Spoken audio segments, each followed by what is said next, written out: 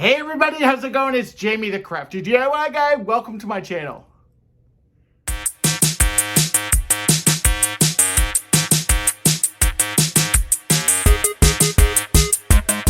Now, it is Christmas time in my house, or at least it's starting to get that way. And I thought it would be fun to show off some of the fun decorating things that I've done this year, as well as show you some DIY projects that you can easily do with Christmas decor that is out right now. There is so much cool Christmas decor out, and a lot of stuff I bought last year on clearance. And I am just decorating the house. I love every single bit of Christmas. I love every single bit of red and green and gold and white and copper and black. I love it all. So my house is always super Christmas eclectic.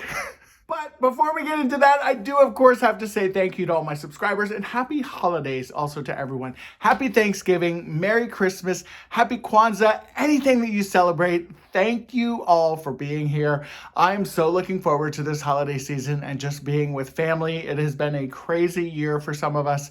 And I know that I am more thankful now, I think, for my parents and for my brother-in-law and sister than I've ever been. So, happy holidays, everybody, and I hope that you enjoy this look at my crazy house because there's a lot going on. All right, everyone, for my first DIY, I'm actually going to be working on this wreath here. Now, I will say right up front, no, I do not typically hang a wreath on the back of the door.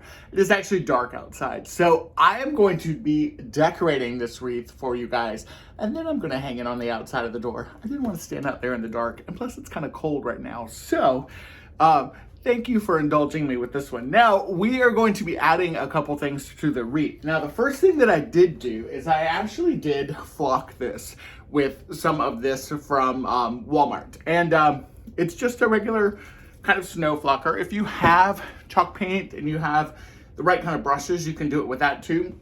I really wanted to give that a try, and I think I'm going to put it on the windows possibly of the house.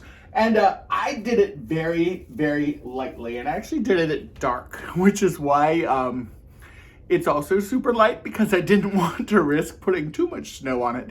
And you'll see that when I use the ornaments and stuff on this wreath, you'll understand kind of why I just really wanted it to be lightly dusted white. Now, the other things that I did grab, and these are from Dollar Tree, are package of snowflake ornaments. I'm like so excited, I'm like out of breath. And I found this burlap and blue, you know, I love my blue, and these beautiful snowflakes. And what I also had that I found in the attic, and I was so excited about it, were these leftover ornaments. Now, if you saw one of my Michael's grab bags last year, you may remember that I literally got an entire bag filled with these picks. And there's some red and white ones, and there's some white and red ones, and then there's some red and white ones in here. And I have a ton of them. So I thought with maybe some cherry stems and some other little things in here that it could be really cute to make a like an ice skate wreath, because why not? I have a ton of them. And I was thinking this Let It Snow sign could be really cute that I also grabbed from the Dollar Tree. So let's get started. All right, so the very first thing I'm going to do is I'm going to take all of my skates here, and I'm going to remove the pick that's from the picks. And I'm not going to use the picks at all for my wreath. My wreath is actually going to be a wreath that I'm going to use each year. So I am just going to glue my ornaments directly on. Now, if you wanted to make this kind of temporary, or, you know, something that you maybe were going to recycle each year, then you could definitely keep the picks, maybe just shorten them a little bit.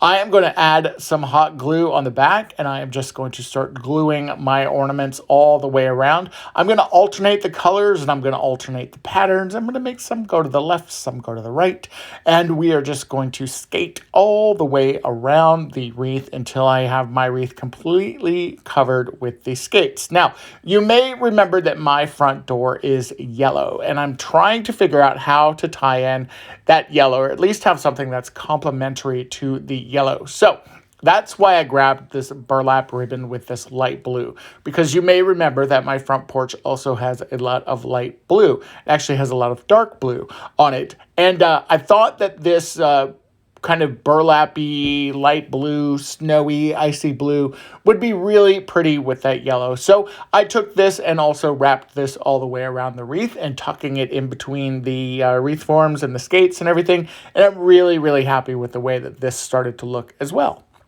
Now, after I had the ribbon in the areas that I wanted it, I had these snowflake ornaments that I picked up from Dollar Tree, and I'm going to take my Sure Bonder cordless glue gun here, and I am just going to glue these in place. Now, unfortunately, I could only find one package of these. I think if I can go back to Dollar Tree and find more snowflakes, then I will definitely add more snowflakes. Right now, I've just got the 6, and I'm just going to have to be happy with it. When it was time to hang this on the door, as you can see, my door is bright yellow, like I said. I took that sign and just added a longer piece of burlap to it and just hung it on the same nail that my wreath is hanging on. I absolutely love this. I love the size. I love everything about this, and I am super, super excited for Christmas and for snow, to be very honest.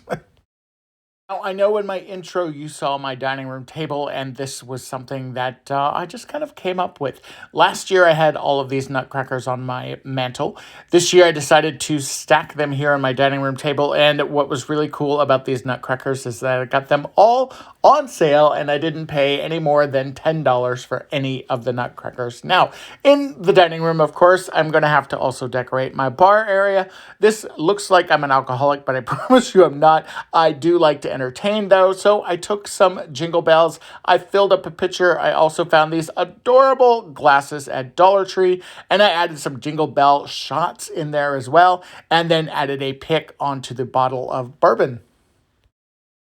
Now, my next DIY is going to be pretty easy. This is the snowman wreath form that I picked up at Dollar Tree. By the way, I'm actually doing this DIY in my living room.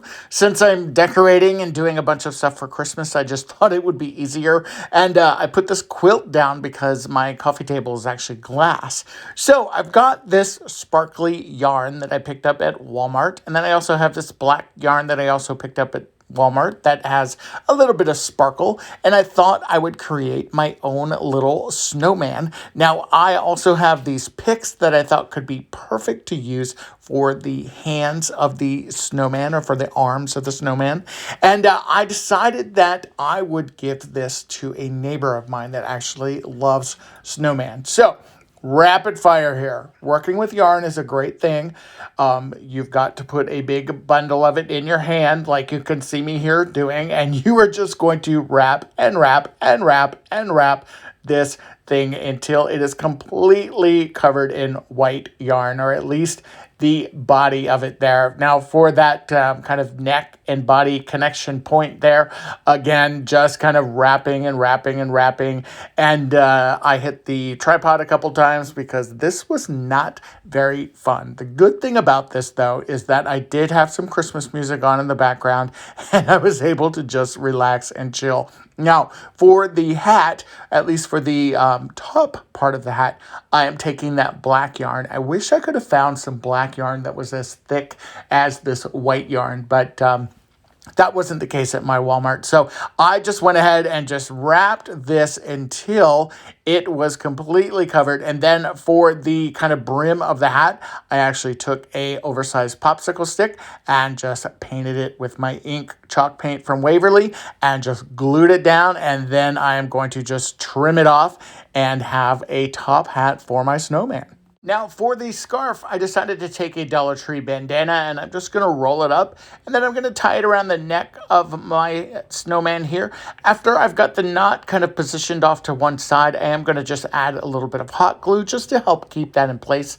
I'm going to flip this around, and then any of those pieces of the bandana that are just kind of sticking out, I'm going to glue those down in place.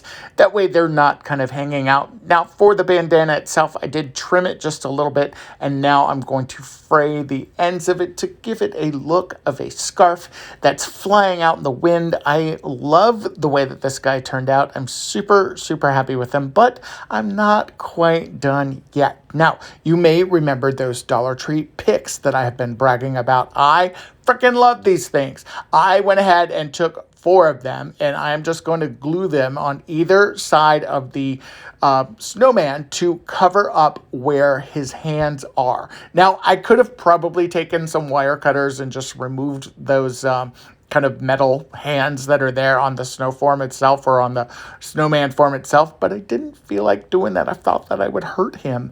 But this is the way the snowman turned out. I'm super, super happy with this. I think it's so adorable. Now, I had mentioned early on that I was going to be setting up just smaller trees throughout my house rather than doing one big giant tree. And this is one of the trees that I have set up in my living room. It's got this buffalo check pattern. It's got some red in it. I have that reindeer sign that I actually made from a Dollar Tree gift bag last year. And you're getting a sneak peek at some upcoming DIYs here soon. All right, everyone, and for my last DIY, I'm actually going to be working on my mantle behind me. And I'm using a collection of items. Some items that I made, some items that I grabbed on a ridiculous clearance sale last year that I've been saving, and some things that came from like Michael's, some from Walmart, some from Hobby Lobby, a little bit of everything. Now, you may remember these candle holders that I did make. Now, I have spray painted them a different color because I thought that the copper went really, really well with my painting back here. I love this painting, and I actually did this painting myself. So I don't like taking it down. I don't like wrapping it up or anything like that. And I found some gorgeous, gorgeous garland. Last year, this was at Michael's. I think I paid like $9 for it. And I thought that it just went so perfect with everything up there. And that's part of the reason why I spray painted those copper. But the problem is, I've only got one of these. So I went to Walmart today and I was able to pick up more garland that looks kind of similar to this. The other thing that I have that I'm going to try and incorporate into this, and it's loud, I apologize because it's all stacked on top of each other here. These gorgeous metal trees. These come in 3 different sizes. I was able to get all 3. You can see that they're pretty large. And again, it's going to be beautiful with my copper, with the gold, with everything that I've got going on the mantle. So let's get started. All right, so the very first thing I'm going to do is take my garland that I grabbed at Walmart. This was $6.98, and it's pretty thin. It is very long, though, which was great. And I did grab 2 packages of this because I want to have a mantle that looks nice and full. Now, I do have these 3 trees. I have these kind of jingle bell candle holders that I made, and I'm trying to just kind of get a visual of where I think everything might end up. And I'm also kind of tucking in some garland. Now, the painter's tape actually works really, really well to hold the garland in place. I decided that I needed something else on this side, and I had these jingle bells that were left over from Target. These are vase fillers, and I got these actually like 2 years ago, and I've never used them. So I was thrilled to find them up in the attic. And I have this great glass and copper kind of vessel that I picked up, I think at Goodwill. I think they were $2.99, something ridiculous like that. So once I had kind of a general idea of what I wanted everything to look like, and by the way, you'll notice that my candles run out of juice here about midway. I need to put new batteries in them. I took everything off the mantle except for those 2 jingle bell candle holders, and I don't honestly know why I didn't take those off, but I didn't. And now I'm just kind of taking my second row of garland and I am taping this in place as well. Now, once that is taped in place, then I'm going to go back through and position everything kind of where I think I wanted it before. And then that beautiful garland that I picked up from Michael's last year, I wanted to then just try to integrate this into the existing garland that was there. Once again, I'm using painter's tape for this and floral wire. You can use a combo.